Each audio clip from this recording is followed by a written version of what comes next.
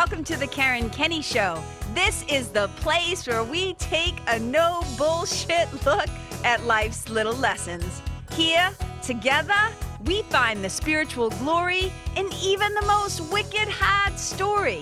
This is a journey from fear back to love and how we can find our greatest strength and happiness in some of the most unlikely places.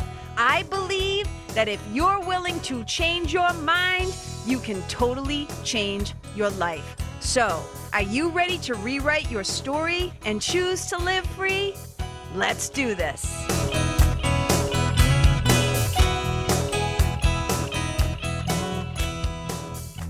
Hey, you guys. Welcome to the Karen Kenney Show. Today, I am so thrilled to get to share with you a conversation that I had with one of my nearest and dearest friends, the beautiful, lovely, and wise Meg Haines. And Meg is a fellow spiritual teacher. She's an intuitive. She's a creative. She's a healer. She is the founder of Divine Feminine Mastery and a course that is also called Intuitive Magic. And we talk all the time behind the scenes, because we're friends. And so, I kind of jokingly say you'll hear us in this conversation talk about how we kind of both play in the same sandbox. So both as spiritual teachers, people who have been doing this work for a wicked long time. We have plenty of thoughts. And one of the beautiful things is we can pick a topic as a jumping off point and then just kind of follow all the beautiful little side paths that it also takes us down. So this is a conversation where the heartbeat or the jumping off point was called normalizing slow growth.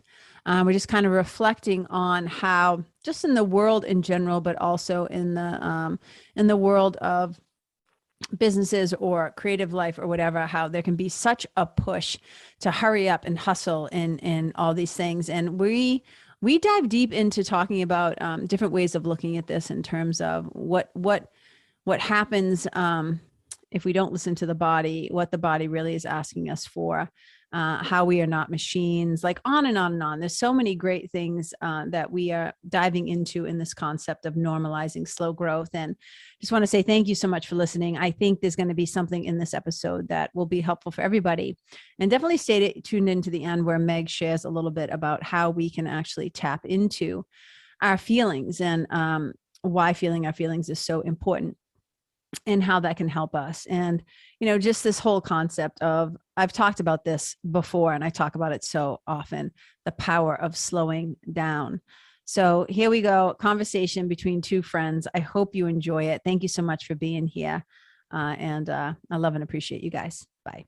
Hey, you guys, welcome to the Karen Kenney Show. I'm wicked excited today because my beautiful friend, Meg Haines, is here to join us. And you heard all about her in the intro. I'll tell you a little bit more though right now. But if you haven't already, Meg was already on the show once before.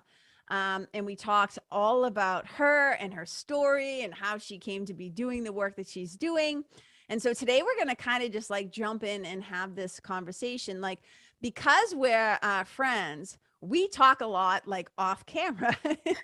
And every once in a while we'll be like, oh my God, we need to talk about this. We should talk about this. This is what's coming up for me. What's coming up for you. And so we decided to finally just get together and have a conversation that we're recording, and you guys get to be a part of it. So just thank you so much. If you can hear the sound of my voice right now, thank you so much for listening to the show and being with us here today.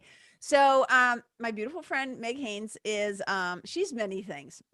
She's an intuitive for sure. She's a spiritual teacher. She's the creator of Divine Feminine Mastery. She's the founder of Intuitive Magic. Like, she does a lot of stuff. And I'll make sure you guys can figure out how to get in touch with her and all of her contact info and stuff like that. And she's also I'm so lucky to say she's one of the guest teachers in the Nest, my spiritual membership and program, and my community. And I just am so excited to have you here today on the show. So welcome back, Megs. Thank you. It's always a pleasure. Always a pleasure. So Meg and I, one of the fun things about our friendship is that we kind of play in the same sandbox. We always say samesies different, right? We do similar work, not exactly the same, but very, very similar work.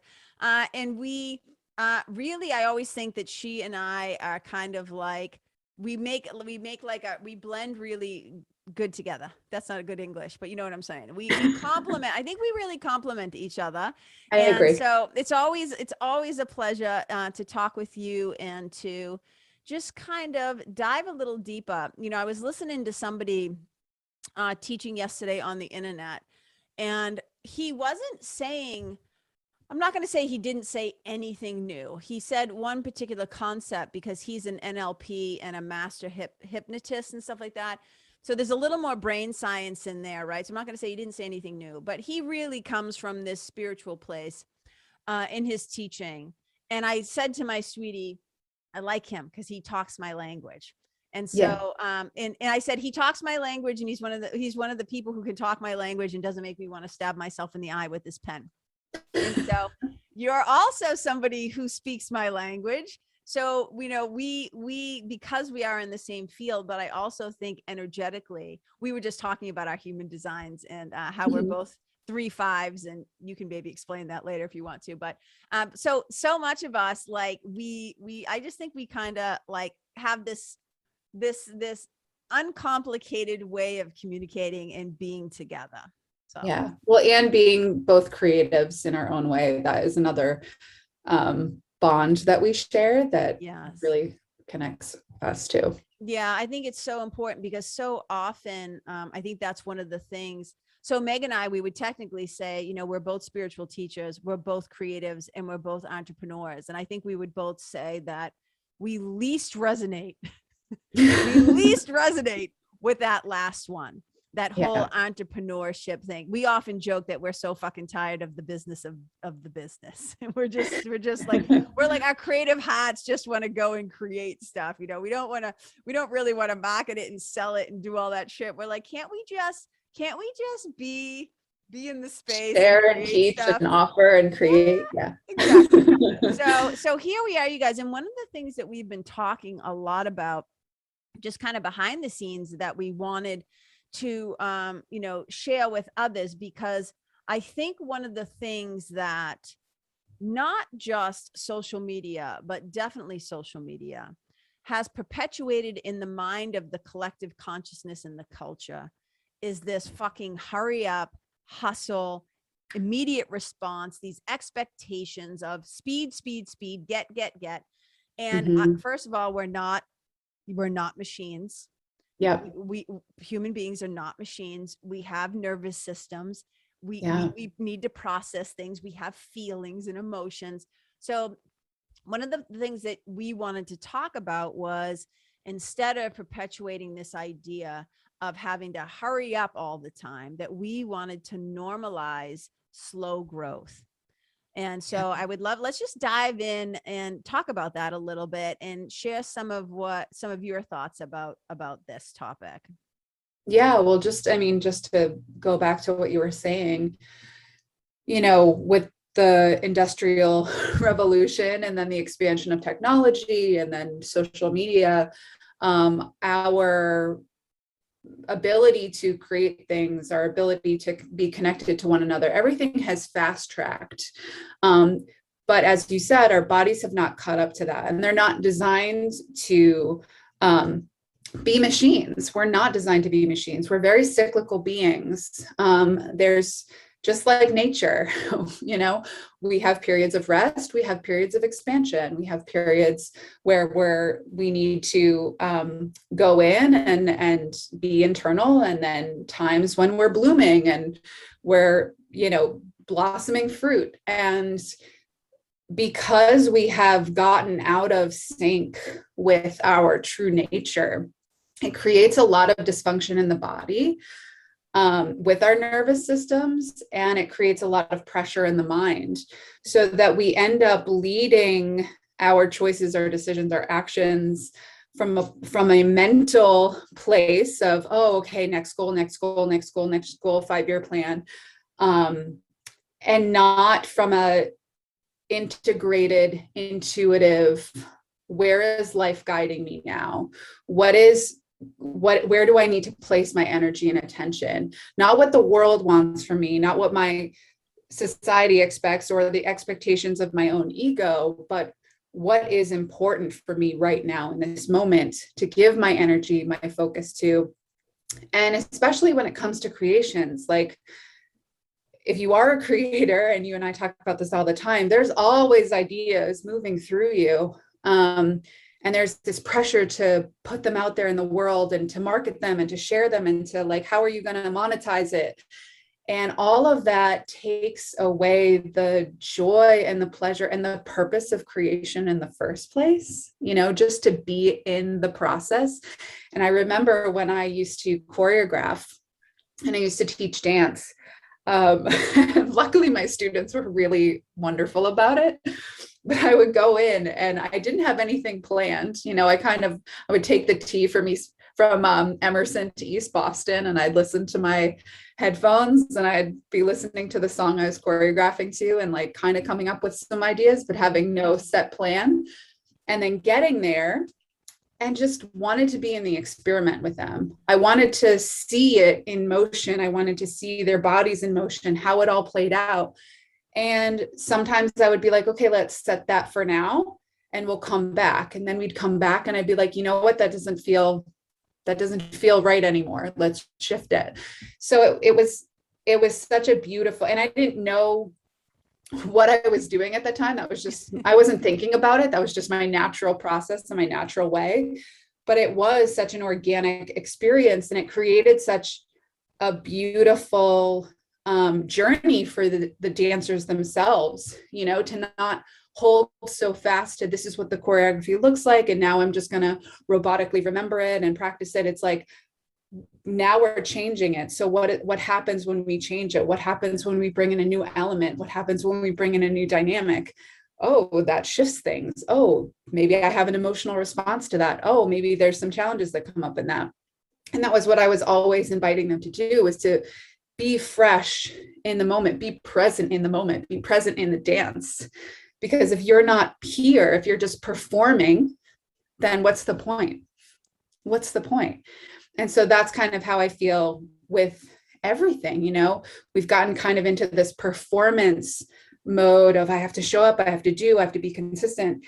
And we're missing the joy of creating. We're missing the joy of our lives, of this now moment. And if we're hurrying so fast, we don't get to receive the wisdom and the gifts of the present, that the present moment is offering us.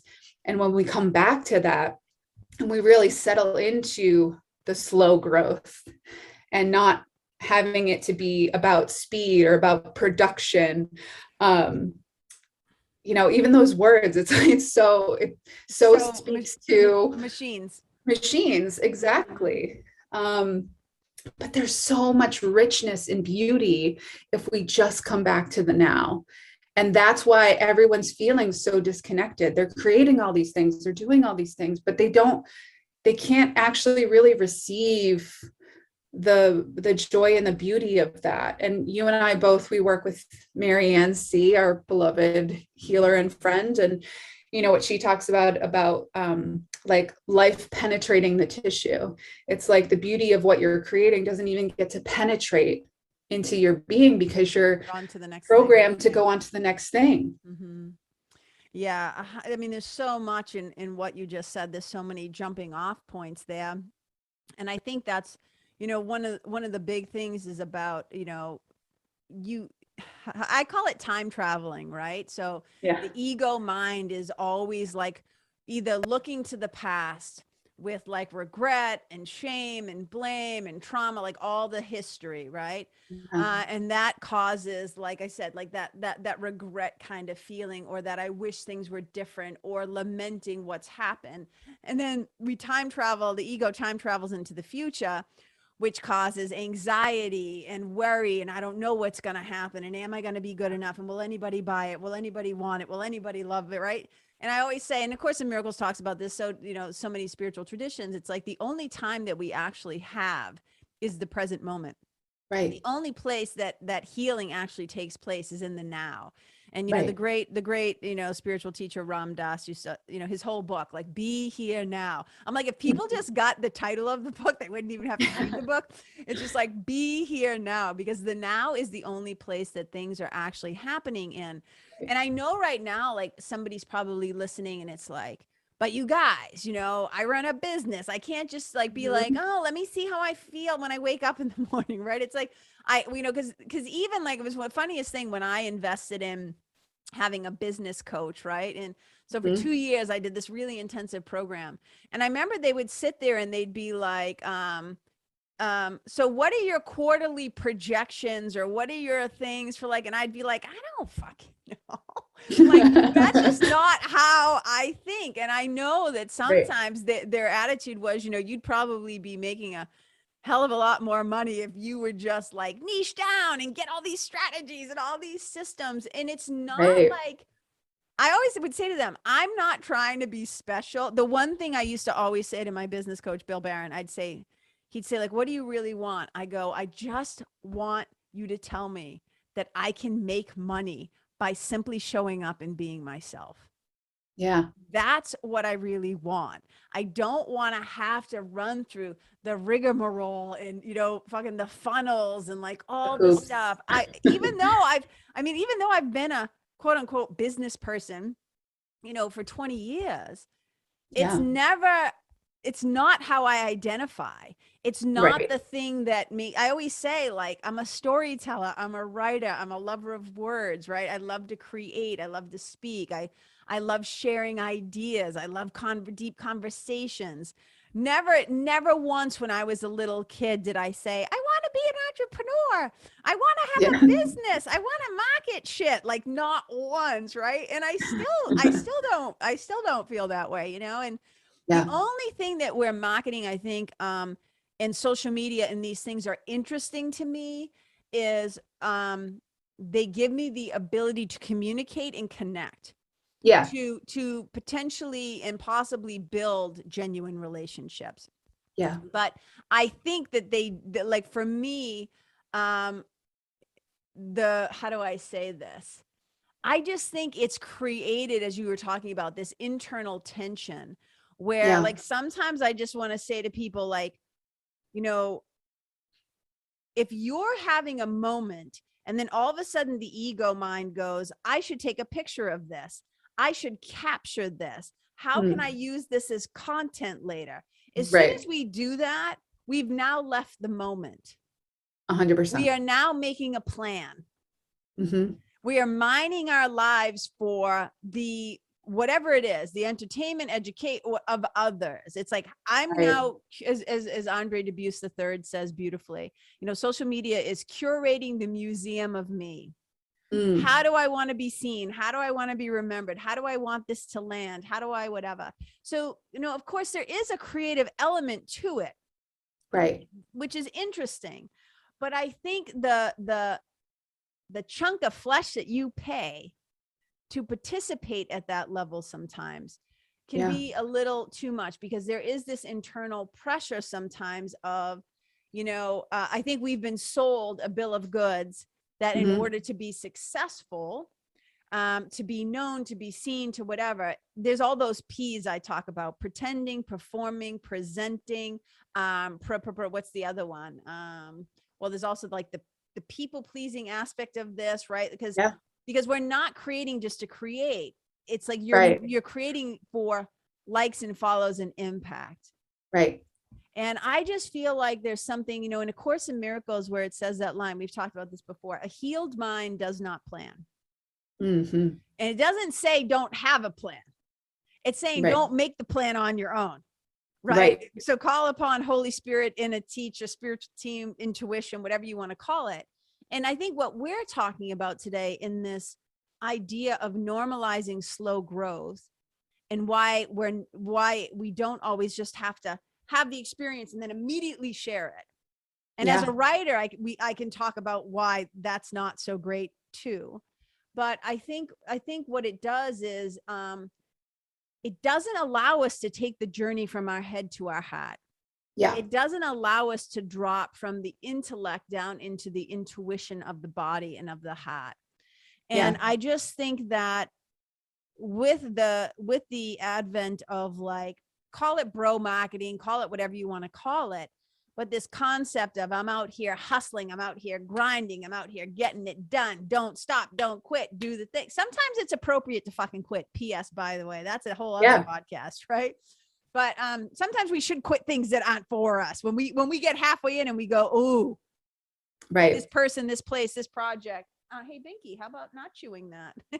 Well, there's a difference between resistance of, like, I'm afraid to be out of my comfort zone, and the resistance that your body is offering of, like, this isn't for me and I'm trying to force this.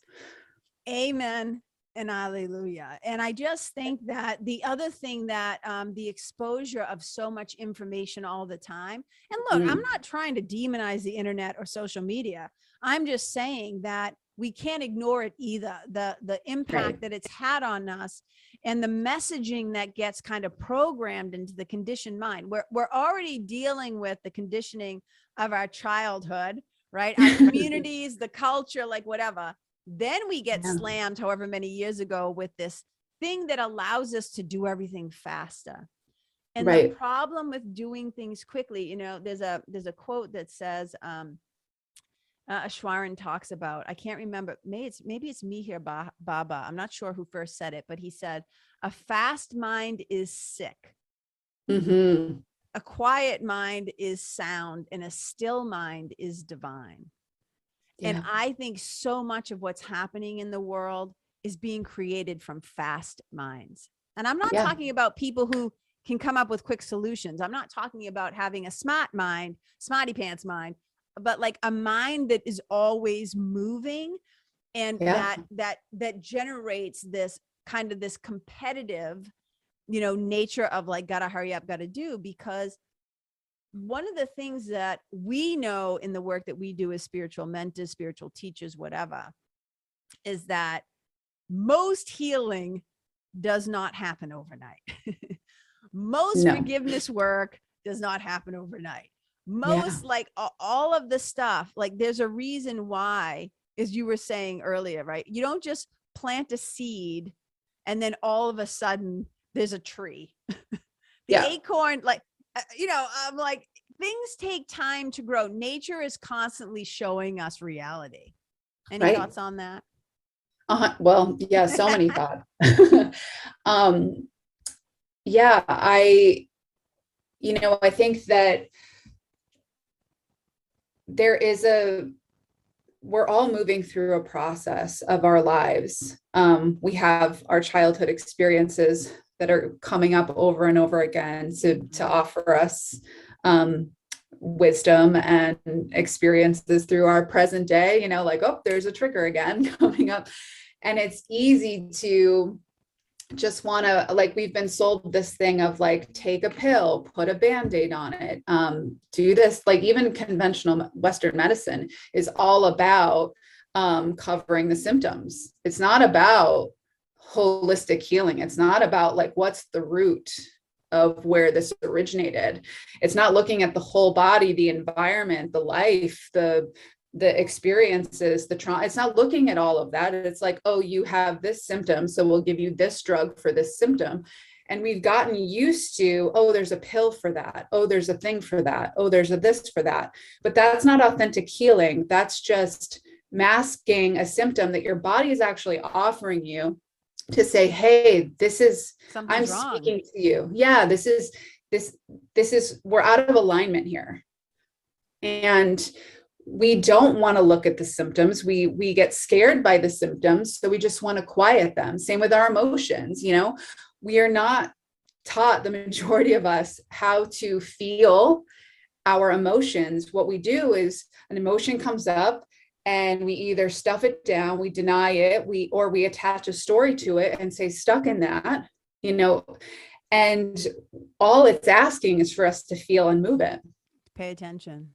And to pay attention, and what is here under the surface, not to get stuck in the story of, I'm feeling this because this person did this and this person did this and this person did this.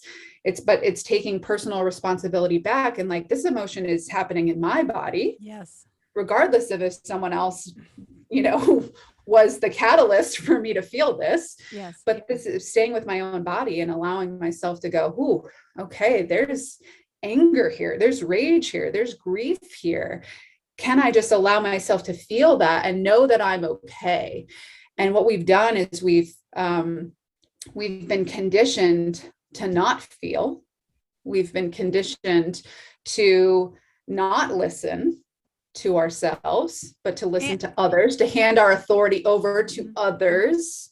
And this is where we get out of control, because now we don't have a center of ourselves, because our center is always out there in someone else's hand in a situation that's going on. We don't have a place to come back to and go, ooh, let me feel this. Let me listen to what my body's saying. Let me listen to what my intuition is saying. We're like top heavy, just spinning out of control, because life is always going to unfold around us. Things are always going to happen. I think, you and I talk about this a lot. It's easy to think like, oh, if I just follow the spiritual path, like I'll be good, I'll be set, nothing will happen. Well, that's not, then you wouldn't be here, because this is an earth school and we're here to be in class, and there's beauty in that, even in really challenging, awful, horrible experiences. There's so much opportunity for growth. There's so much capacity for healing if we choose that. And the thing is, like you said, when we are fast tracked in the mind, we can't make conscious choice. We're not making conscious choice. There's no choices actually, because you're an autopilot. Yeah, exactly. Right. And we're just responding so fast. We're in reaction. And so when you're in reaction, you're in survival. You're not in your intuition. And I have a lot of people will tell me, oh yeah, I was listening to my intuition and I chose this. And I was like, I just always want to ask them, like, were you really listening? Because your intuition isn't like, okay, I'll give you 1 minute, tell me what you think, and then we'll move on. Then we'll make the choice. You really have to cultivate a deep relationship with the present moment in order to, and with your body and your nervous system, to be able to know and feel what your intuition is guiding you towards. And that it's not a fast process at all, or a logical, like, next step kind of process. Sometimes we want it's all it to be. We want it to be. We want it to be like, just tell me what to do. Just give me the steps. It's like, I don't want to have to slow down and sit here and feel. What do you mean feel into it, right? And I know, wait, I didn't want to cut you off, but so continue. But like, yeah, it's like most people are like, yeah, no, I don't have time to do that. Isn't that funny? Well, but that's also a lie. Of course. Right? Yeah. Like that's also a lie. Like that's a lie that we tell ourselves so that we don't have to do the work, so that we don't have to, because also we don't know how. No one taught us. That's where I was going to like go for like the next thing. So one of the things that when you were saying, I was laughing because, I know you'll know because you're married to an actor and a creative as well. And like I have a musician, you have an actor and painter. So we both have like these artists that we also live with. So it's a bunch of creatives hanging out together. But there's a movie called Fight Club. I'm sure you know what Fight Club is. Yes. So first rule of Fight Club is you don't talk about Fight Club. Second rule of Fight Club, you don't talk about Fight Club. So I was using that as an example in the Nest the other night. We were talking and I said, hey, you guys know no Fight Club. And I gave the thing. I go, first rule of the Nest, slow the fuck down. I go, second rule of the Nest, slow the fuck down, right? Because that is like the first thing, because people are often everything. It's like everything is churning at such a high rate, that fast mind, right? And it creates sickness. And the thing is that there's a reason why, whether it's in meditation or pranayama or yoga, that whole point of allowing, like in yoga, when we talk about moving into stillness, or even with the breath, how even at the top of the breath, there's that tiny pause, right? And then you exhale, and then there's that pause, because the pause is where possibility lives. It goes right back to what you were saying. When the mind is moving so fast, when everything is moving so fast, you're actually, again, to the point, not making choices. You're acting or reacting out of your fear, out of your conditioning, out of the ego's response, right? You're not actually making a choice from inner teacher, Holy Spirit, the right mind, the sound mind. Yeah. You're actually not choosing to respond with love. We're reacting like so fast. And part of it is because now we're being conditioned. The synapses of you know, the collective consciousness right now, we're not, how do I say this? We like to think we can put ourselves in these little bubbles of safety, but we are all plugged into one mind. So Yes. collectively we can feel, and that's why, like, especially people who, I think we are all born very sensitive babies, children, kids. I think we're all Agree. sensitive. I think we're all empathic. Some people I do believe might come through with a higher level of a gift in that area. That just happens to be where they get the extra sprinkle on top, right? Extra jimmies or whatever. But I think that all of us are deeply feeling creatures. But at some point, especially if you had a very difficult, traumatic, whatever, challenging childhood, too much feeling of anything, even good things, like if the nervous system gets overwhelmed, up and out of the body, like we're out of here. But who in my, I'm sitting here and I'm laughing and I'm like, I'll never forget. I've told this story before when I did my YTT at Kripalu back in 2001. And my IBS, speaking about the body giving you signals, hello. Right. You know, my irritable bowel syndrome was just totally flaring up. And I remember one of the days, I still wanted to be in the room to hear, I didn't want to miss out, but I was just in so much pain. And so one of the teachers like made this little area for me to lay down with bolsters under my knees, and she puts, you know, pillow under my head and a blanket over me. And she just is kind of like, you know, you just lay here and you just take good care of yourself. You just lay here and love yourself. And I just like burst into tears. And she was like, oh my God. Like she's like, did I say something? And I was like, no, I don't know how. Like, I didn't even know what that meant. Like, love yourself, right? I was like, what the fuck? Because who sits down and says, I mean, some of you, I'm going to say this right now.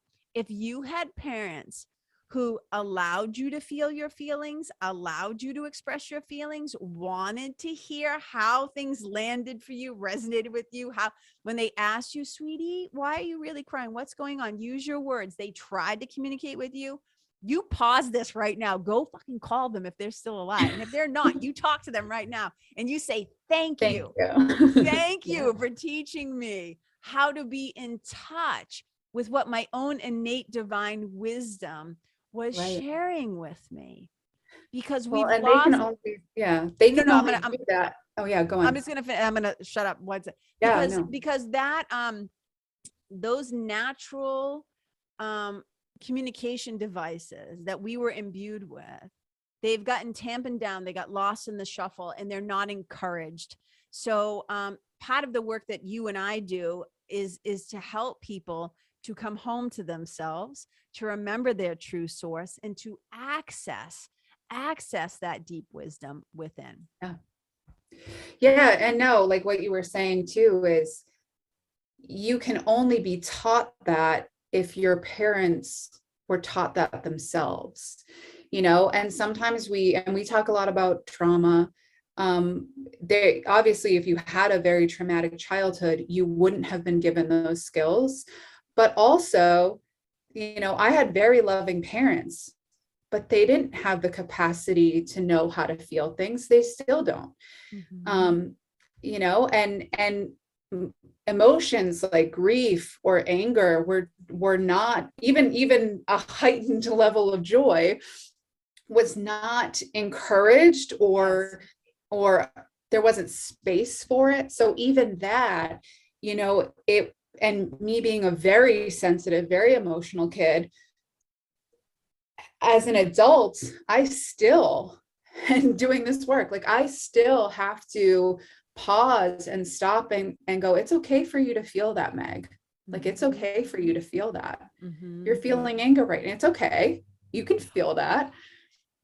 Can I just interject really quickly? 100%. Because I think here's an important thing, because we go from, whether it's your parents, your guardians, your foster family, your earliest caretakers, then you get into that system, number one, right? Then you get into the system of school And if you Mhm. belong to a church or a particular neighborhood or culture, like, hashtag massholes, like we're constantly being shaped, like by our environments. But Yeah. what can also happen, and this is why when you just said that, when you said, Meg, it's okay for you to feel this, I want to bring this up too, because I think one of the things, like, everybody wants to be fucking spiritual nowadays. And I'm like, P.S. You are spirit, so you are Right. automatically spiritual. There's no I have to become spiritual. We are spiritual beings, number one. But in terms of spiritual processes, spiritual practices, spiritual books, spiritual thinking, it can be really easy for the ego to then Mhm. weaponize spirituality against us 100%. and say, well, that's not very yogic to think that. Mhm. That's not very spiritual to feel that rage. That's not very Right. loving or nice, right? All these things. Right. So this is just a little, I'm sorry, I was rude and interrupted, but I wanted to jump in and just say, we then oftentimes will perpetuate, we'll find new ways to cock block ourselves from actually getting the healing that we need to feel, because we all know in order to heal you need to feel, right? The whole saying. It's like, Right. but we will find new ways, in ways that seem very I don't know, fancy and spiritual, but we're not supposed to use it as a weapon against ourselves. PS. Right. Right. Well, and to your point, and I talk about this all the time, like the ego speaks from judgment, it speaks from criticism. So it's always going to use what is coming up naturally and organically in your body. Like for me, anger is something that Oh, I'm still, rage is something I'm hello. still getting comfortable with. And to feel that and still be in my body, to feel Yes. that and to not want to go up and out of my body, Double amen hands. Holding on to the you know? desk, Marianne teaching me to hold on to the desk, ground my feet, horse stance. Yes, Yes. exactly. And to build a new level of comfort with, I can allow myself to feel this in my body. There's nothing wrong with me. I'm not going to be harmed. I'm not bad, and Mhm. especially for those who, uh, you know, I was definitely conditioned into that good girl mentality. So anything that was not of like joy, peace, love, kindness, Kindness. compassion Yeah. was just like there was no space for that. Yeah. Which was just so funny because thinking about it now, what were my favorite characters to play? Were like the seductress. Okay. Or, Okay, let's you just know, pause. Let's just pause yeah, right there, because this is an important thing. Well, not pause. I want to share. So, um what we're kind of talking about now, like, I love that you just said that. The roles that I yeah. wanted to play and the parts that I wanted to play. you know so in internal family systems, Richard Schwartz, he's this amazing super smarty pants guy, but you know how I talk about Vicky with 2Ks from Lawrence, and this Yep. is what me I'm going to talk about yours in a second. This is what made me just think of it when you said that. So I did not know about internal family systems, right? When I first started coming up with this idea of, like, well, I've got this part of me who definitely knows what she thinks and what she feels and isn't fucking afraid to say, like, screw this is bullshit. I call bullshit. You know what I mean? Yeah. So, but and so often, like, we want to reject these parts of ourselves, or we think, like, what's this about? But if we could just accept that within us, I always say within us we contain multitudes. Like, we're like Yes. kaleidoscopes, right? Yeah. And this might just be helpful to somebody who's listening. And I'm gonna come full circle back to where you just started. But it's like, have you ever just said, I'll start with you because I'm talking to you and the listeners, you can double amen hands if you did. You ever say this out loud? Well, one part of me wants to do it, but the other part of me doesn't. Yeah. So what parts? We're already admitting that there Right. are various characters alive, personalities or parts that are alive within us, right? One part of me, and this is the struggle, I think, that a lot of people, when they start on a spiritual journey, what happens is, and this was so true for me when I first became a yoga teacher, because the creative and the writer, the truth teller, the storyteller Mhm. who wants to say, let me report to you what happened. Let me Right. tell you what these motherfuckers did, right? And Right. then the yogic, quote unquote, the newly forming part of my brain and skill set was going, ooh, that's not very loving to say that though. But then the little girl, like Vicky was like, but it's true. It's what happened. This is what they said it did, right? Like, and it would be like, but it was just this, I talk about it like the Bhagavad Gita, like Arjuna is out on the battlefield with Krishna saying, I don't want to fight my cousins. I don't want to hurt anybody. I don't want to do my dharma. I don't want to be the warrior that I'm supposed to be because I know people I Right. love will die. And Yeah. that's what it feels like. You feel like you said, you're not bad. You're allowed to feel these feelings, but some other part of us that was conditioned to be the Oh, good yeah. girl or to be nice or don't say that or whatever.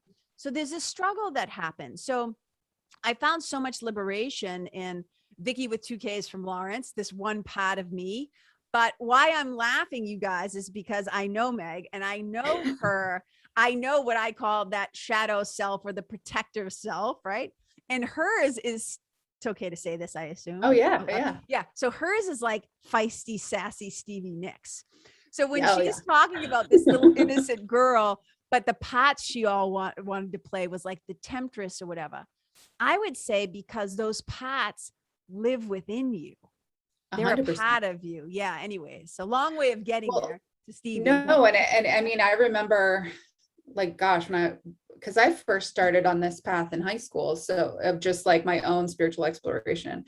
And then when I actually transitioned into becoming a teacher or a healer or just, working in this modality, I definitely felt I had to embody a role. And I mean, granted, I was just leaving acting and all of that. So that was kind of in my wheelhouse anyway. But it was like, what is the role I'm supposed to play? Who am I supposed to be? And who did I have at the time modeling for me? Doreen Virtue, who's now, transitioned in her work, but Louise Hay, like all these teachers that were expressing a very loving, kind, patient, gracious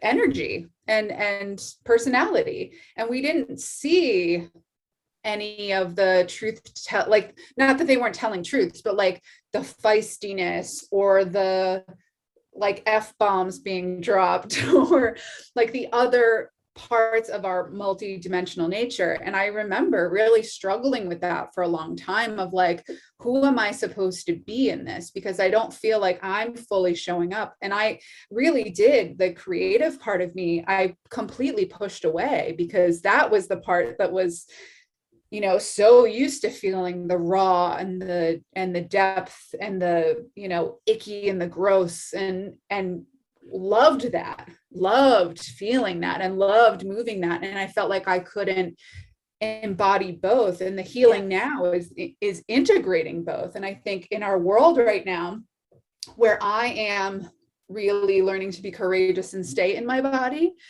is in speaking the truth that I feel and see in the times that we're in, knowing that some people may not agree because there's so much divisiveness right now. And it's like, we're now so far, we're so in reaction as a collective that we're no longer hearing and listening to one another. We're just pinning each other against one another, which is a huge problem that we really need to look at and take a big, and when you say it's a huge problem we really got to look at, I want to just kind of come back to the heartbeat of this conversation. What we're really being asked to do is to just slow down. Slow down. And because it's right to your point of what you're saying, this, the divisiveness and the separation, that is all the handiwork of the ego, right? 100%. And this is the thing, like, we love to talk about oneness and unity and the perfect one and whatever until we have a different opinion, right? So it's like, the divine in love is all saying, yeah, you might have different opinions, but do not forget that this is your brother or your sister, or these are your divine kin. And when a mind is moving too fast, when the mind is like not willing to like slow down so it can be sane, right? So it Right. can be sane enough to choose love. We don't have to agree, but I don't also have to demonize you or hate you or Hate other you. Yeah. you or like whatever. But part of it Right. requires that as you said, we got to take a look at that. But being able to take an actual holistic or fair view of a thing is to be Yeah. able to slow down and take a breath and pause so Right. that that actually becomes possible.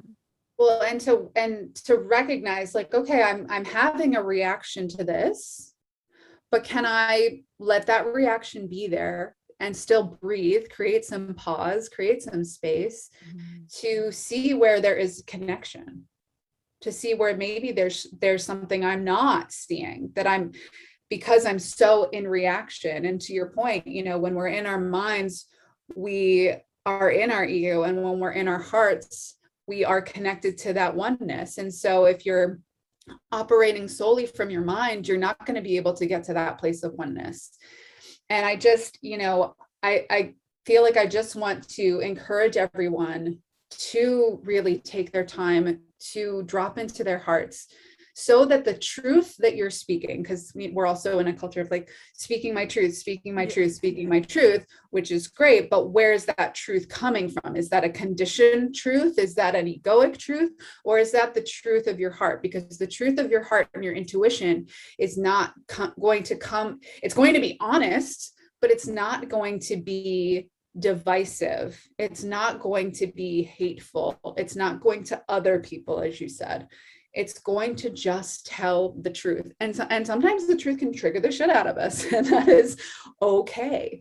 But that's where we need to get to in order to connect. Because if we're speaking our truth from a place of wound, from a place of conditioning, from a place of fear, that actually isn't, it isn't the truth with a capital T. Oh, I was going to say, that was exactly what I was going to say. We love to Yeah. throw that word truth around. I might even replace it with perspective or Yeah. Yeah. personal experience, right? Mhm. So whenever somebody's like, well, that's the truth.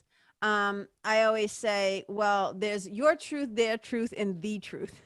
Yeah. Yeah. Because again, multifaceted, multi dimensions of where are people like coming from. And especially as a writer and a writer of memoir, one of the things, so people who write memoir or personal essays, our job is to tell the truth. But what does Right. that meaning? We don't make shit up. I don't say it was a Right. donkey when it was really a cat, right? I don't Right. say like the thing is we don't make shit up when we're memoirists, right? So we have to do our best, but there's a difference between facts and Right. emotional truth.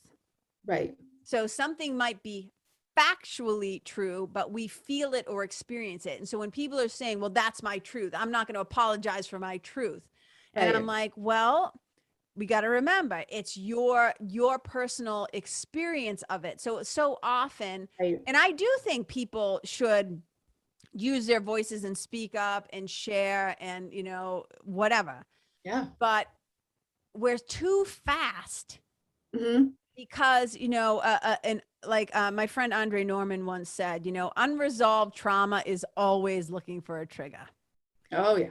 And I 100% believe that. And all you have to do is like, you don't even, here's the thing, you don't even have to leave your house to get triggered. Just go online, go boop, right? Open a Yeah. newspaper, go online. You are guaranteed something's going to make you go like, I don't know. I don't know how I feel Yeah. about that. Right. And so I was just telling, JT, when I saw Jessica Oh, Todd yesterday, thank you very much. When I I just was saw gonna say, JT, I love it. It looks so blonde. I love it. yeah, we're enjoying the California surfy blonde, beach blonde. But when we were talking in the chair, I said, one of the gifts that I am able to, what age has given me, what being about to turn 53, which just makes me laugh when I say it out loud. But going, moving towards, as I always say to you, the crone years, the hag years, the wise woman years, supposedly, as I'm moving towards that more and more, one of the gifts that I'm now able to do is to hold two opposing thoughts at the same time, Yeah. which is one of them is, I care. And another one is, I don't really give a shit. And sometimes I realize it's like, I'll often say to my sweetie, like, I'll see something or hear something and I'll be like, hey, because I yell down to him because he's downstairs. I'll be like, I'm kind of pissed about this. And then I always stop and I go, no, I'm not. I'm using conditioned language. And then I Right. stop myself and I say, is that true? Yeah. No, I'm not actually really pissed. But so if we don't train ourselves to stop, again, Right. this is why the first rule of the nest is slow the fuck down. If we don't learn to slow down, we don't even catch what's untrue anymore. We don't even catch what's true. Right. And information is being pumped through us Yep. from all these different sources. And emotionally reactive in language Oh, for a because reason. it's called clickbait for a reason. It's called, that's why they say, like, you got to hook them. You got to hook them in the first few seconds. You got to whatever.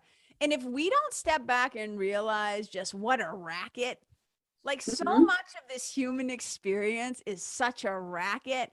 And it's why we call it, I think Kelsey calls it Earth School, Course in Miracles. We call it the classroom, or I call it the experiment.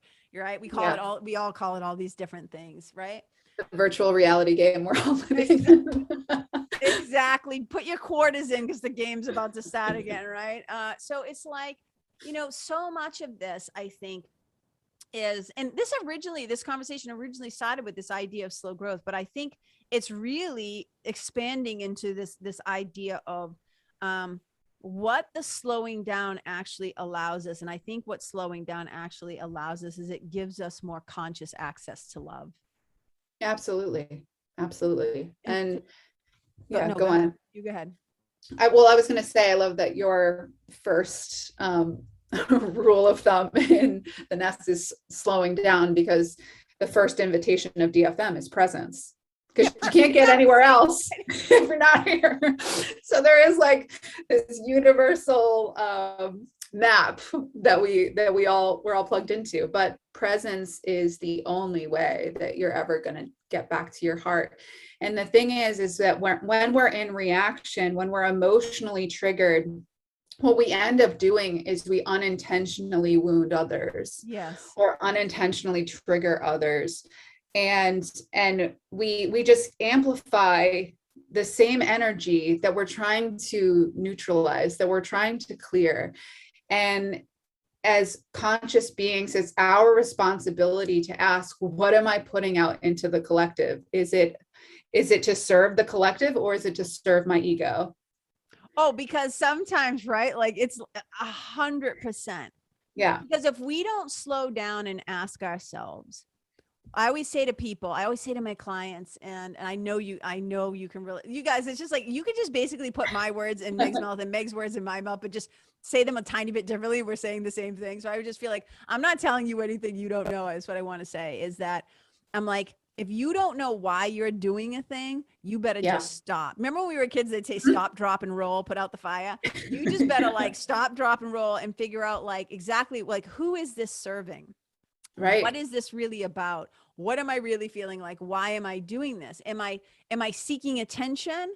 Am I trying to be provocative? Am I really just trying to sharing prove my rightness and others' wrongness? Yeah. Can I point out how all you motherfuckers are wrong? Like whatever the thing is. Like what's the intention? Because whether we like it or not, whether we come right out and say it or not, we are all connected.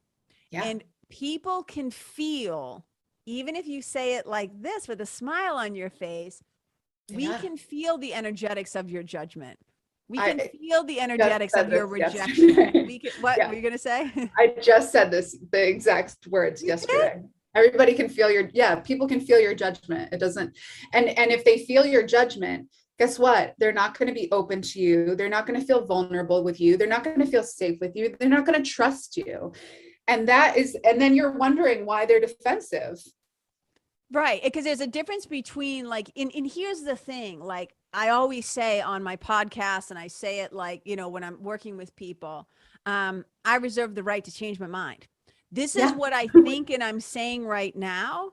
But even 3 minutes from now or 3 hours from now, like I might run into somebody and they say something and I go, oh, I've never thought about it that way. Right. And I think that's one of the, I say dangers, I'm air quoting, the dangers of having a podcast or writing a book or putting content out there, especially in this day and age where everything can be screenshot and shared and blah, blah, blah. And it can go so much wider, right? And quickly, is that as human beings, we're going to continue, hopefully, if we're doing our work, we will continue to evolve. We will continue to expand. We will continue to grow and mature.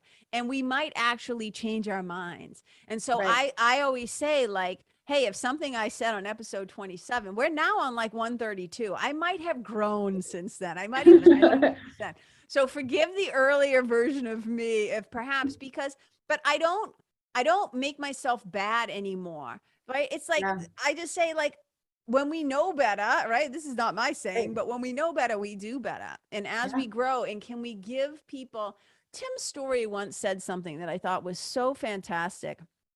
I don't know, he was doing a little conversation. This was like years ago, but I saw him online, and he said, sometimes in people's progress or growth, you just have to allow people, time to suck. And I always love that. It's like, right. So I'm like, yeah, because it's going to be a time when we all fucking suck. You know what I'm saying? A little bit. Well, and if we can't give ourselves that grace, how can we ever give it to anybody else? If I can't give myself my own grace to make mistakes, which is part of our 3-5 profile, like life is the teacher, you're going to fail a lot. Guess what? And I've failed. This is a PSA for everyone who's afraid to fail, or like I feel like I should write a blog and list out, it's going to take me a while, but like list out all the things that I have failed at and all the ways in which I failed, because it will make everyone feel a whole lot better. Hopefully, because here's the thing, through all of that, I have learned so much about myself and so much about what I actually want and how I want to live, and through the failing too, I also learned, I was doing this from my conditioning. I was doing this because someone else told me this was the answer for success, but this isn't actually true for me. And my body was telling me that the whole time, but I was just pushing ahead with my mind thinking, well, that's what they're saying is the system for success. So I'll keep going that way when my body's like, danger, danger, danger. Like, no, stop, come back. I always feel like Willy Wonka. Stop, come back, Willy Wonka. So, I mean, it's part of that process. And we have to just learn to continue giving ourselves grace and compassion and not judgment, because that, again, if you want to be a loving being, if you can't even extend that love to yourself, that's the first work right there. It's 100% true. And you guys, I just want to circle back to this. What she's saying is, I could write a blog about all the times that I failed. It's not all the times that she failed on Tuesday. She's talking about through the course of life, through the course of experience, right? And it keeps pointing back to the original thought of this episode. What we're trying to tell you is, and what Meg is saying here, what I'm saying here is, like, we're normalizing that growth takes time, change, and sometimes healing, right? Like, we know it's like, if we wouldn't have Band-Aids if we had instant healing. We wouldn't be covering any wounds, right? We wouldn't, if the body could just boom. Like, I was watching, what was I just watching with the vampires? Oh, I just watched this crazy show on Netflix. And these vampire people-ish kind of people had the ability to instantly heal. And I just thought, isn't that so fascinating? Wouldn't it be so amazing? But they're not human anymore. Right. So much of the human experience is, I don't know about you guys, but I'm a little thick-headed. It takes KK. I got to learn from first of all, you can't tell me what to do. You can try to tell me. It's not that I won't hear it, but it won't become real to me or true to me until I do it myself. And that's your 3 line. Yeah. That's our 3 line. Mm-hmm. So it's like, oh yeah. So a lot of times what makes us helpful to other people is we've already gone and done the damn thing and screwed it up a few times. And now we've come back with a little bit of information, a little bit of, Marianne C always says that she says her husband, Corey, who's a retired somatic therapist, information doesn't heal. Intimacy does. And when we slow down and we're incredibly present and we're paying attention, which is one of the greatest ways we show love, by the way, is to pay attention, then we get to be intimate with our own thoughts, perspectives, reasons, conditioning, our traumas. When we spend some time in the the shitty diaper, as I sometimes call it, and we start to realize like, oh, then we find ways out of those things, right? We gather tools. Right. It then allows us to come back and share them with other people. Because one of the things that I see happening in the entrepreneurial world, in the coaching world, but just in the online world, where anybody is trying to gather a certain level of skill set, is I'll see newbies always, like I did a podcast episode on this called like, what's the rush, right? But I'll see people they want to skip over the time, the energy, the effort, the screwing up, the getting up, the falling down, the getting up, the learning, right? And having your own knowledge, not just regurgitating other people or copying other people or hustling and hurrying to get the accolades or to hang the shingle. Right. In order to impart any kind of helpful wisdom on other people, it's helpful to have been there, done that, been able to synthesize it, integrate, process, and now have your own wisdom about the experience to share. And, like just yesterday, I'll say I was having a conversation with these two young women, and they were marveling at Jessica's JT. JT is a renowned like hair artist. That's how I kind of think of her. She's a stylist. She owns a salon. Whatever. Yeah, she's a goddess. She does your hair. She's one of Meg's best friends too. She does both our hair. And she's just a genius at what she does. And so I so often get to talk to her like proteges and the women, the young people she's training who are coming up behind her. And so often they like either lament or future forecast or time travel, and they just want to hurry up and be where she is. And I'm just like, guys, this shit takes time. Yeah.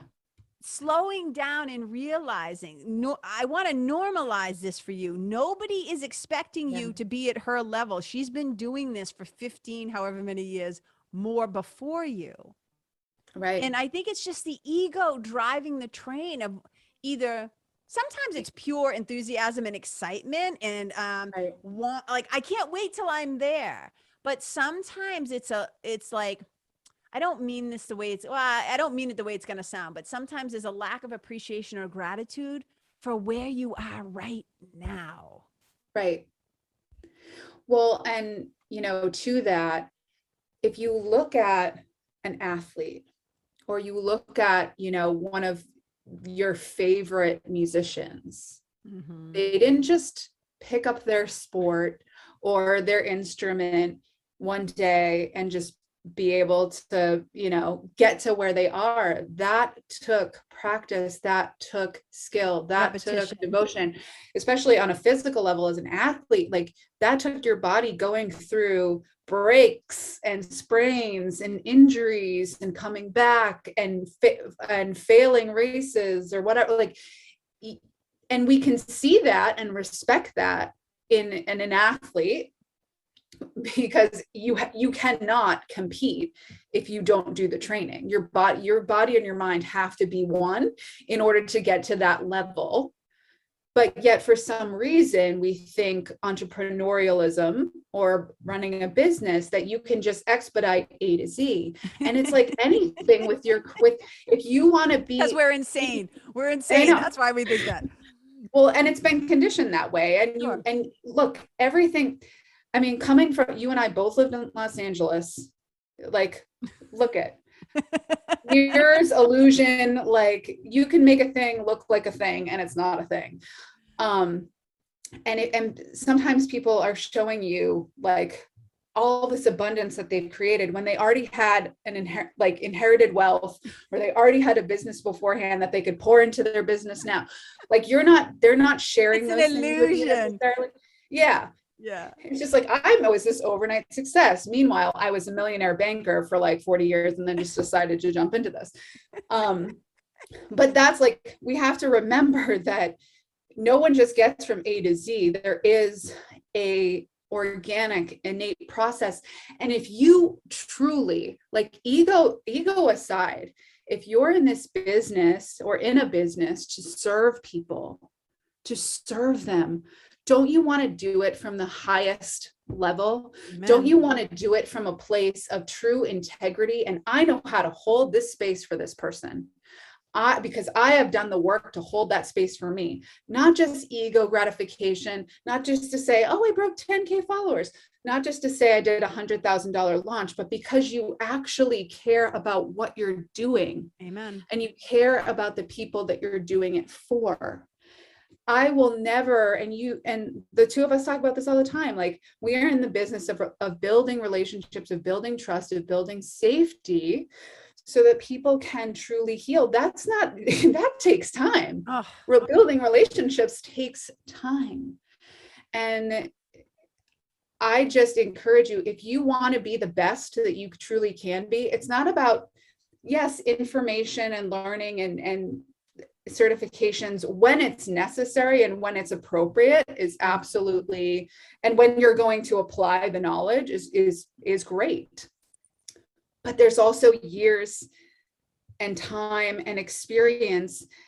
That's where the quality of your work is going to come in. That's where the real wisdom is going to come in, not from the things you learned from your teacher. Yes, those are things you can bring in, but from your own experience, your own journey that you've moved through, that you've healed, that you have a process to move through, that you can offer, that you can share. That is, obviously, especially if you are in the business of serving people, you want to serve them from the highest level. Otherwise, it's about you. It's not about them. Yeah, I mean, you're just checking so many boxes right now that I'm like, oh, my brain's like, oh, where? Because that's one of the things, like, I get so excited that I can, this is something I've always had to work on, is I get so excited that I want to jump in, and then I'm just like, no. And then I'm like, but I'm afraid I'm going to forget what I wanted to say, but I'm just going to I'm like, but there's so many things to what you just said.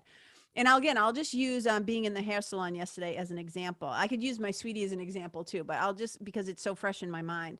So even just the littlest thing. So, when you're getting any kind of like balayage or foils or any kind of a treatment on your hair, you section it out and you need to, like, you do this thing where it's like, and then you clip it, right?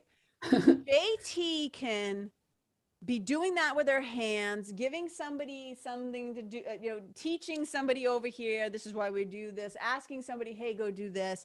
And it is giving someone a color combination for a hair. Yeah. Hey, I need a 920E mixed in the whatever, right?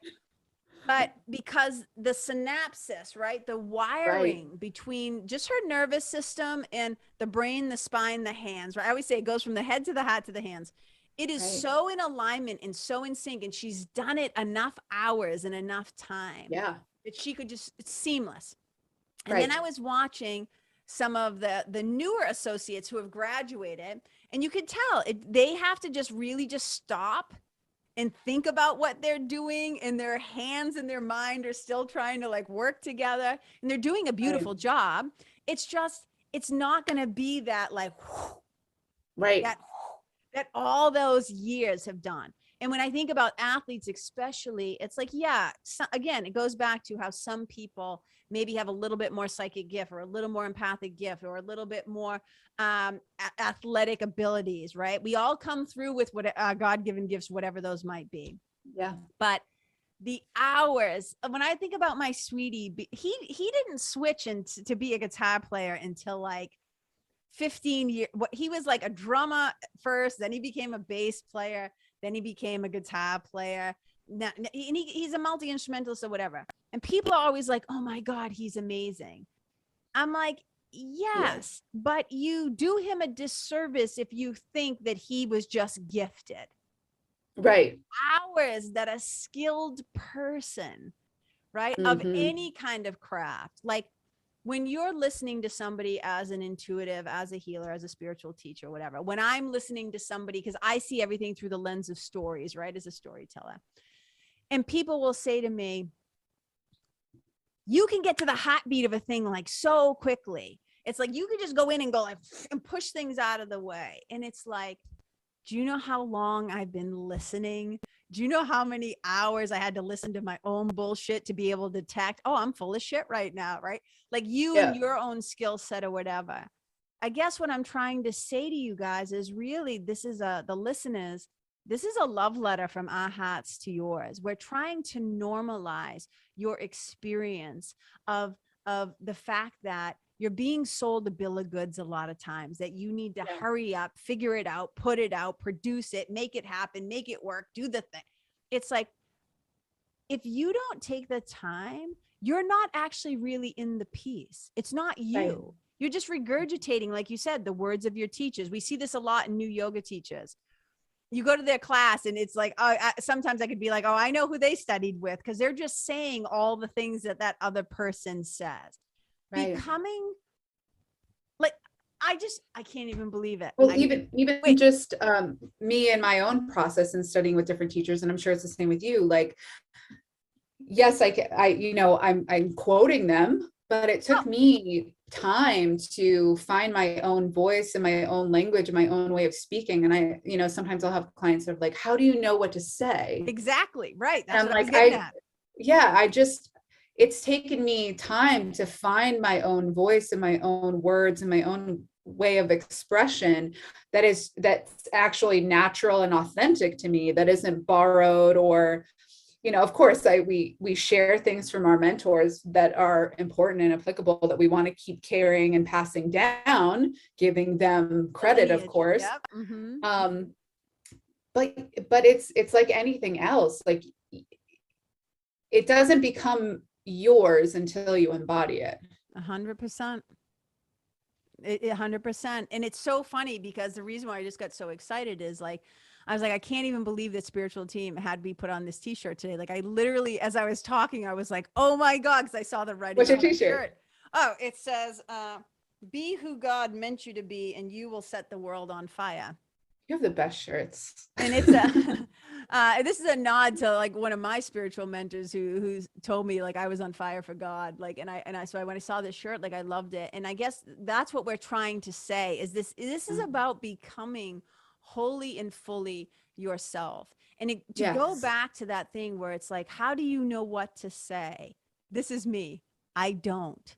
Yeah. Yeah. I don't have to know what to say, right? The beautiful prayer from A Course in Miracles. I am here only to be truly helpful. I don't have to know what to say or what to do, because he who sent me will tell me. I'm happy to Right. go wherever he would have me go, knowing he goes there with me, right? So I start like everything with, I am here only to be truly helpful. I don't need to know what to say and what to do. Thank Yeah. fucking God. Thank God I don't Right. have to know, quote unquote, know everything, right? But what will happen is so often as somebody's talking, I just call it word impressions. It's the only thing I can Mhm. think about. It's like all of a sudden the words are there. And I always go like this, like somebody will be talking, I'll be like, oh, they're coming in hot right now. That's what I always do. I'm like, oh, spiritual team. All right. I go, and I always go like this. I have no idea if what I'm about to say is going to make any sense to you. But Oh so yeah, it's always happening faster than I can speak it. So I always say like this, they're way smarter than me. So hold on. I'm going to try to share but it's like when I say word impressions, it's more like, it's like what I'm feeling called to say. And then all of a sudden the words are just there. I don't know how to right. say it any other way. So I just want people to know, but that's because I've spent, a long time setting up a community. Yeah, the assignment is alignment, right? I have spent a long Right. time, just like you have too, opening up that communication pathway. And Mm-hmm. all the great spiritual traditions will tell us we have never been separate from our source. The mind is always has access to God's love, the memory of God's love. That's when we say in A Course in Miracles, and the word Holy Spirit might not resonate with people. Call it spirit, call it intuition, call it gut instinct, call it inner knowing, call it divine intelligence. I don't care what you call it. Yeah. Nobody came down the conveyor belt and didn't get that chip installed, right? Like we all got creativity, imagination, love. We all got the pots and bits. And I always say, there's always these, I try not to use words like always, never, whatever. Yeah, some people come through wired and they're a little sociopathic, right? So there are fringe cases, but I would say that we've all come through. We're not special, I guess is what I'm trying to say. People who look or appear more spiritual, it just so happens that in this lifetime, our calling to play in this particular sandbox was really loud, and we answered the call. But we're not special, and we're all teachers and students of each other. P.S. 100%. By the way, too. Yeah. I'm just passing the mic back to you now. Well, no, and if we're talking about slow growth, and we're talking about, whether it's like offering intuitive wisdom or creating something, you don't receive that wisdom, that connection, that inspiration if you're not here. Present. You have to be here, you have to be present, and it's a co-creation with the divine.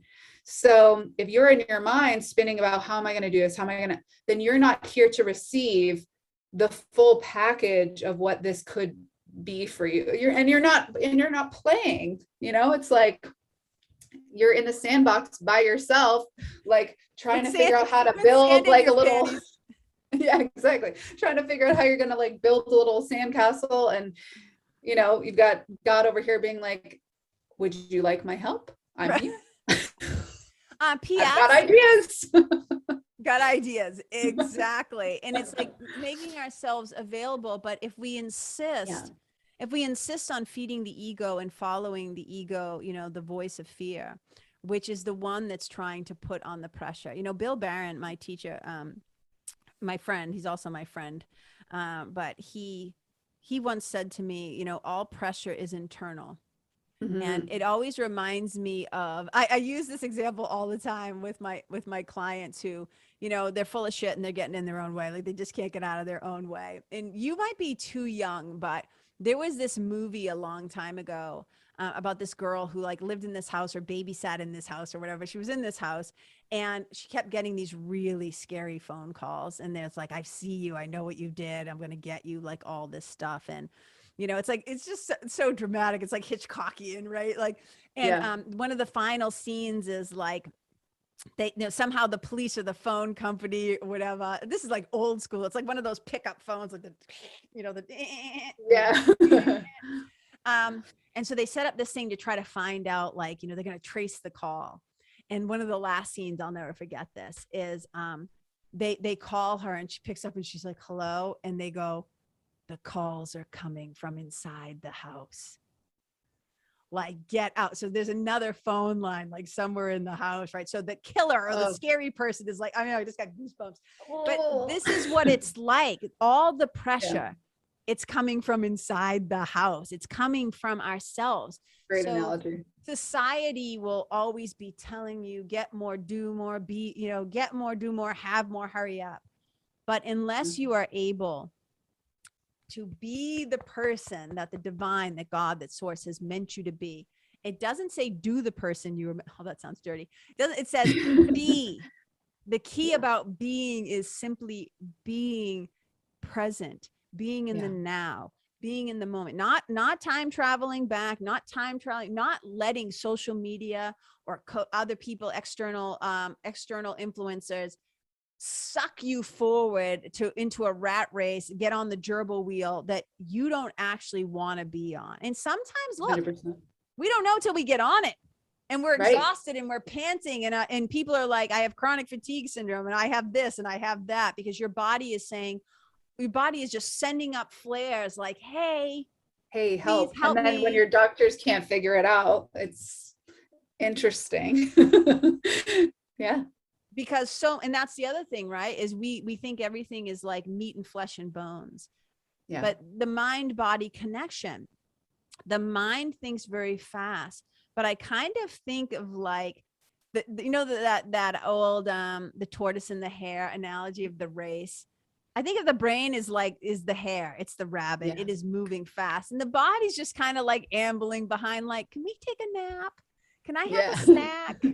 Like, can I just sit down and see how I feel about all this? And the mind's like, hurry up or you're going to lose. Hurry up or you're going to be, nobody's going to buy your thing. Hurry up and put the thing out. And we talk about this all the time in business, how you and I are like a marketer's like worst nightmare. Cause we're like, I don't feel like doing that. I don't feel called to do that. That doesn't feel resonant with me. Like, I'm like, that's just me. I'm like, that's bullshit. I'm not doing that.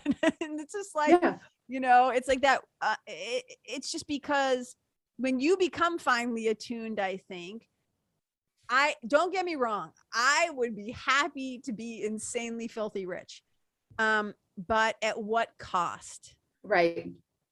Because there always will be a cost if you're doing it out of alignment. There always will be, whether it's your body, whether it's your relationships, whether it's, you lose it later. There's a cost for this race. 100%. And for me, what took me out of it was my body. My body was like, no. And that's why I'm like so thankful for this body, because it's just when I start like leaning in, because I get, it sucks you. It does. My body's like, hold the phone, we're pulling you back. And I'm so grateful for that, because I have learned over time to really listen. And that slowing down has given me the permission to do things my way, which is the only way that we're ever supposed to do anything. P.S. Right? P.S. Amen. Alleluia. I was thinking about that, how, when we try to force it, that's like, the podcast episode a couple back where it says you can't force it. And I was talking about how like, you can't force other people to do the shit they need to do, blah, blah, blah, blah. But you also, and I don't like to use the word shouldn't, but I would encourage you to not also force yourself. There will be times, I'm not talking about letting yourself be, a total lazy asshole who doesn't take care of things. Like, do your business, take care of business. You know what I'm saying? Like, do what you got to do. I'm not talking about that. I'm just saying, like, do not let the fast pace of the world, like me right now going through this whole thing with my computer, like it's been such a shit show. And I'm like, everything is always increasing speed, like the new M1 chip in the Apple thing. And trust me, I'm going to be happy to have it when it finally gets here. But I just think like, oh my God, everything moves so fast. And one of the things I can say about me, I am a person who walks fast, I speak fast, and I have a problem-solving brain that likes to move fast. If I did not have spiritual practices, daily, call them whatever you want to call them, DSP, I call it, your daily spiritual practices, I would just be tripping over myself all the time. I would get nowhere. And I just know firsthand, even with this whole thing, I said to the people in the nest last night, I'm getting to practice patience. Lucky me. Lucky me. I'm getting to practice patience, because when I get ahead of myself, when I start to move too fast, inevitably I suffer.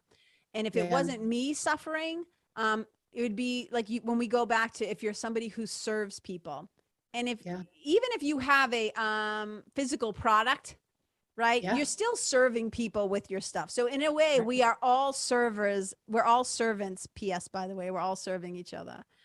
But we will end up causing suffering for other people.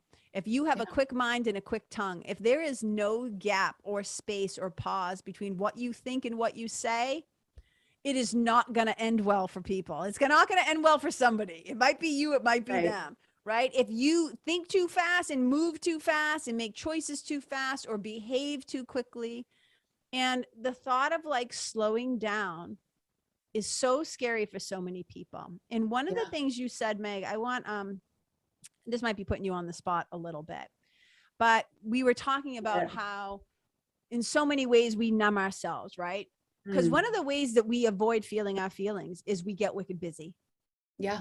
We stay busy. We stay in the loop. We're doing the thing. We're always on the phone. We're always plugged in. We're always doing this thing. But one of the things you said And is that, I don't want to misquote you, but you said something like, we don't know how to feel our feelings. We don't even know how to do that. So do you want to just maybe share with the listeners a little quick takeaway? Because I know you do, like when you come into the nest, you're going to be doing these quarterly energetic updates and talking about embodied practices and things. And so my yoga teacher's hot, like always, I always love like these things. Like, so this is a treat for me too. I'm kind of putting you on the spot to share with you. But since you're my guest, would you maybe share a little something that people can do when they're like, but I don't know how I feel. I don't know how to do that, or it scares me to feel my feelings or whatever. Is there a little something they could do? Yeah, well, the first thing I would just say is remember that feeling doesn't happen in the mind. It happens in the body. So you have to get into the body.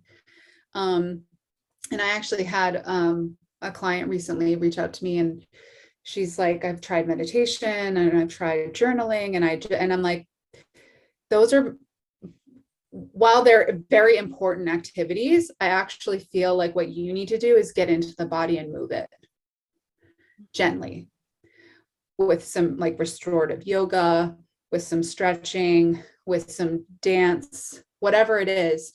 But for me, being a creative, and I think for all of us, music is a gateway. And it's like, why do we watch movies and why do we cry at movies? It's, yes, the scene, but it's the music behind the scene.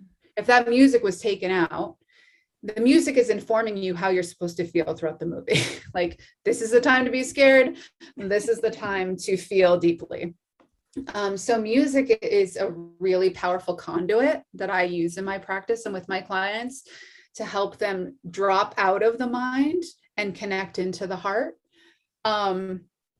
And why I love gentle movement like yoga or Pilates with music, because I think sometimes silence can let the mind keep racing. But when you have movement or you have a guided meditation or something that you can like put the mind aside and just begin to feel and breathe as you're moving, what begins to happen is all of a sudden emotions start coming up, and the body's first reaction, or the mind's first reaction, not the body's reaction, but the mind's reaction is, oh no, this is bad, I'm feeling something.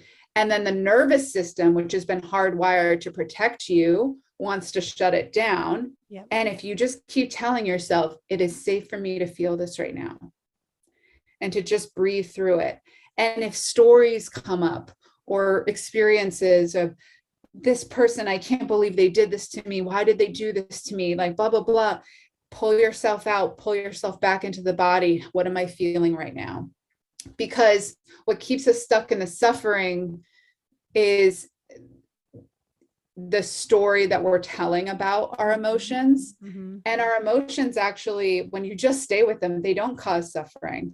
They cause relief. Like there's release there. Yep. You've ever like just let yourself cry and have a really good cry, at the end of it, you're like, feel exhausted, that but energy just needed to move. Yeah, I feel like I just released 10 pounds. And you did energetically, because that was in your body.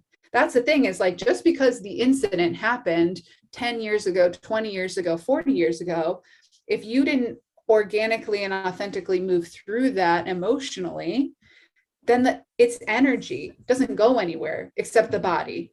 And when we don't have a process of moving that through, it becomes more and more stagnant, which then creates density in the body, creates physical illness in the body, creates blocks in the mind because the trauma experiences that we have create belief systems about the world. And then we're stuck in that cycle. So long-winded, because that's me, way of saying. I know, there's a reason why this episode's like 2 hours long. Yes, because we both like, talk that way. Is dropping out of the mind into the body in whatever way that feels natural for you. But I like to use music, and I like to use gentle movement, and just really focusing on your breath in that. And, sometimes things will come up for you and sometimes they won't. But whenever they do, if you notice yourself feeling something, instead of going into reaction or into like shutting that down, can you just take a pause, take a breath, drop in?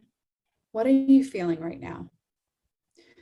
And letting the body say like sadness, pain, anger, betrayal. Okay, that's okay.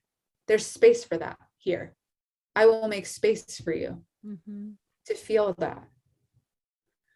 And while it's uncomfortable, it's more uncomfortable. And oh man, there's a great quote about this, and I don't even know where it is or where it came from, but it was something to the degree of, it's more uncomfortable to hold that in your body for 20, 30, 40, the rest of your life than it is to feel it for 20 seconds, a minute, 2 minutes, 10 minutes.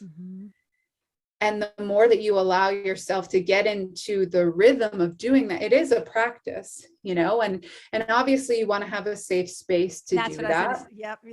You know, it's not like the body on your front lawn where all your neighbors can see you. And I mean, if you're feeling that's it, safe though. But if that, I mean, but again, right. It's like the container. It's like finding a safe place where you can put your dukes down. You can let your guard down. You can be fully present. Yeah. Because you're also training the body that it's safe for me to feel this. And so you want to have a container, whether that's like a room in your home or with another healer or teacher, someone that you trust, someone that you know can hold a space for you, to just let that move. Yes. Because again, anytime we feel emotion, the tendency is to go up and out of our body and to go into our minds and to just float up here.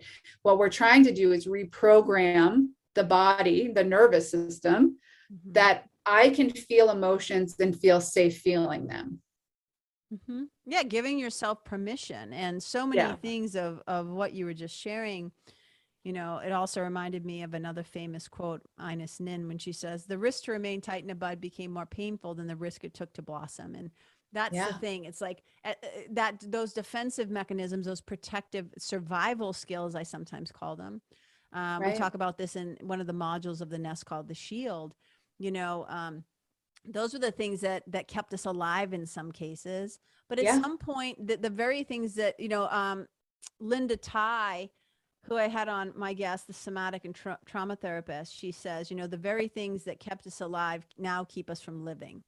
Yeah. And so being able to give everything that you're saying here is like just kind of giving yourself the space and dropping in. And part of what we're saying to you guys is it's a process of maybe learning what that is for you. Like maybe it's music, maybe it's gentle yoga, maybe it's a walk in nature, maybe it's you know, hand on the nature is very powerful. belly, whatever this, but taking the time to give yourself permission to move through these things. And Meg is really setting you guys up for like, you know, how to, if you've never done this before, right? So, you know, put these things into practice and make them your own. And, you know, it reminds me of a quick story of a woman who came to practice yoga with me.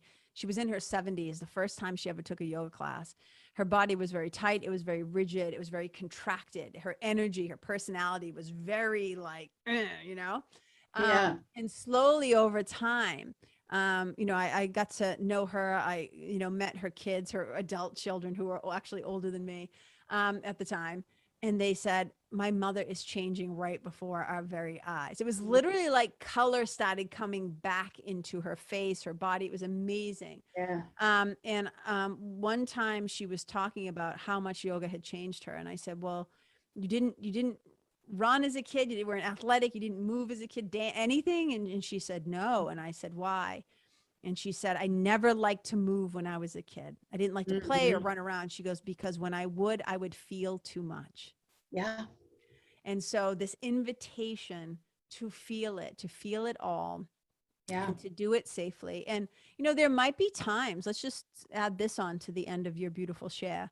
There might be times when if what comes up does feel too scary, too overwhelming. I was going to say this. Yeah, that's when you might seek, outside support with Right. a trauma, somebody who has not just trauma informed. Like we're going to have a whole other episode Yes. about just how you went through a thing doesn't mean you're qualified to help somebody else go through a thing. Right. So just Especially trauma. yes, because it's one of those not a trigger Hot word. topic right now, Hot, because yes. it's really the work we're being called to do, but you want to do it with someone that is qualified, that knows, like, because if you're in a state where you're reliving experiences, you want someone to be able to, in that moment, be calm, be centered, be grounded, be able to walk you through that process gracefully, rather than like re-traumatizing or re-triggering, like keep going, like Yes. sometimes you have to stop where you are, and I think people who are unqualified, they get their egos come into play and they get a high of like, oh, they're crying, oh, there's emotion I happening, made let's them keep cry. The going. tissues came out. Yeah, let's pass out the tissue. It's like, Oh my God, no. whoa, like let's pause and let this person just be here right now. We don't need to keep going. And so having that, and that's the other piece of this, is like, we're not here to do this alone. There are resources available to you.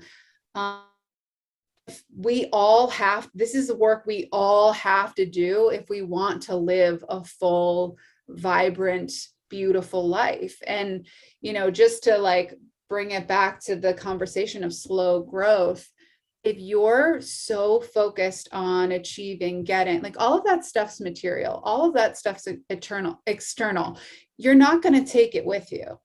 You're not taking it with you when you leave here. So why are you going for it? To have it now? Well, don't you want to enjoy it? Don't you want to experience it? I know that Like, I do. my whole thing, and what I always tell my clients, and I use this all the time. I think I talked about it on the last episode. At the end of my life, when I do my review, and we all do, what will the quality of my life have been? Mm-hmm. How present was I? How much did I love? How much did I let love in? How much did I authentically express and experience my joy? Or was I just in the gerbil cage rolling around, not where I want to be at the end? I want to have whatever time I have here is precious, and I want to fully live it. And that's our right. That's our right. Happiness. To fully enjoy this life experience, the good, the bad, the ugly, to be here for, taught to really be slaves to the system, to our bodies, to the present moment, to our breath. And to your client's point, it took me a while to get comfortable breathing, to do a deep breath. I would have restless leg syndrome whenever I'd go into a class because I couldn't. Your nervous system was like, getting attuned to stillness is really, can be really hard. And so I want to circle back and just say that, when Meg was just talking about, if you find, that you need help, that you need support, and she's doing this little series of like commonly asked questions or Q&As with an intuitive. And I think I didn't get to watch the whole thing, but I saw that you did it.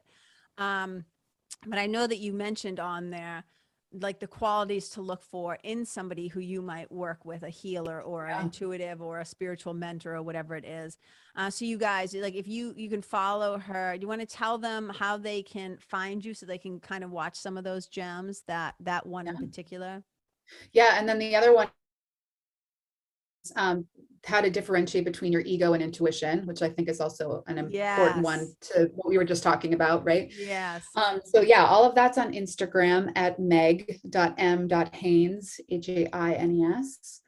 That's usually the best way to contact me. I'm more on Instagram than anything else. And then I have a course coming out September 16th, Intuitive Magic. So that's really about not only will you learn tools and rituals and how to connect with your angelic or spiritual team, how to do angel card readings and do them ethically, and how to read energy and all of that. But ultimately, the core of the class is how to come back to your intuition, how to come back to your body, how to know when it's your intuition and your body speaking to you and when it's your mind, so that you can, my whole point of reteaching this, and it's the last time I'm teaching it live, is because now more than ever, us being able to make conscious choice, Yes. and to be able to choose intuitively, like everyone has we all have this gift, as you said, and it's our right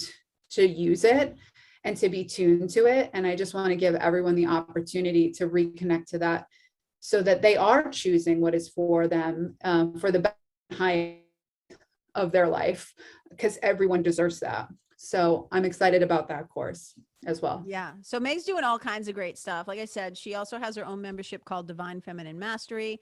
She's You're a doing, guest yeah, as well. we teach, like you get a little KK over there, you get a little come into the nest, come into the nest, you get a little bit of Meg too. So if you want to hang out with the both of us, I don't know, go to one of those places or you obviously can listen anytime I have Meg on the podcast here. So but yeah, so Divine Feminine Mastery, Intuitive Magic is coming out. I'm reopening the doors to the nest too. So there's plenty of like Meg and KK that is like coming into Happy your hours. world, and I'm so thrilled to I think you guys, the Intuitive Magic is going to be amazing. I'm so excited. I'm also doing like a nervous system workshop prior to that. Yeah, called the Sovereign Body. All right, the Sovereign and so that's Body. really going to be about, Okay. And that is really going to be about learning how our nervous system has really been hijacked, and how we have been programmed and conditioned to be in a state of fear, how that might play out in your conditioning, your life experiences, your coping mechanisms to feel safe, and then how to create a real and true sense of safety within. Because nothing, the lie is that if once you get the money, once you get the thing, once you get this, then you'll be safe. That's security. That's an illusion. Your safety comes from within. It comes from God. It comes from that connection that's inherently yours always. And so when you learn how to embody that and come back into your body and to know your power, Amen. You get to respond to life from that place versus a reactive place and a place of survival. We're moving from surviving to thriving. Amen. So I love it. I love it. Yeah. It's all so important. And there's nobody on the planet, it's so often like the ways that we think about trauma. Trauma isn't always just like these big scary things. It just being on the planet right now, it feels very traumatic. P.S. by the way, people, there's a lot of grief. There's a lot of whatever. So all of these tools, you guys, that you can get through Meg's workshops, through Divine Feminine Mastery, through the Nest or whatever. I guess the good news is that there is plenty of help out there, and people who have taken the time. We did it the old-fashioned way, hashtag old school. We actually did slow. Horse and buggy way. Yeah, exactly. Right. The horse and buggy way. Like we're like, yeah. So I laugh when I think about that. But you know what? I wouldn't have it any other way. And I think it goes back to also the last thing I'll say on this, which will probably spark a whole other episode sometime, is that when you dive in deep in this way and you come from lineages, which we do, right? The teachers that we've studied with, who studied with their teachers and so on, part of it of owning your power, and you're saying and standing in that place of knowing that you're one of God's kids, and not, that's what the whole stop playing dumb thing is, like know to whom you belong and all that stuff, is that, because I've been asked to do a workshop on this. So this is just a little teaser. So if this idea resonates with anybody, send me a message or a DM or whatever, or let me know. But one of the things is when you stand in your own wisdom and power, you're not afraid to give credit to those who came before you. You're not afraid to name where some of your wisdom came from. And how it was passed down to you. And excuse me. It doesn't make you feel less than because you learned something from somebody else, and being able to naturally give credit and to point to, these are the beautiful teachers whose shoulders I stand upon. It's a very powerful thing because they did it the slow way too. I always just think, can you imagine, like, Jesus walked around from town to town, like doing this stuff. It was like, oh my God, can you imagine? Oh my God. I just laugh and laugh. All right, Meg, I gotta let you go. But those of you who tuned in for this, thanks so great. so much for being here. I always love having these conversations. I love getting to share people I love with you. Whenever I have a guest on the show, I always say it's because they're doing work in the world that I love, or I respect, admire, and love them. I'm curious about them, or I just want more people to know about them. So thank you so much for being here. Thank you for having me. And you guys, as I always say, I see you, I celebrate you, I love you. Thank you so much for being a part of the Karen Kenney Show family. And wherever you go, may you leave the people, the place, the animals, the environment better than how you found it. Wherever you go, may you be a blessing. Bye.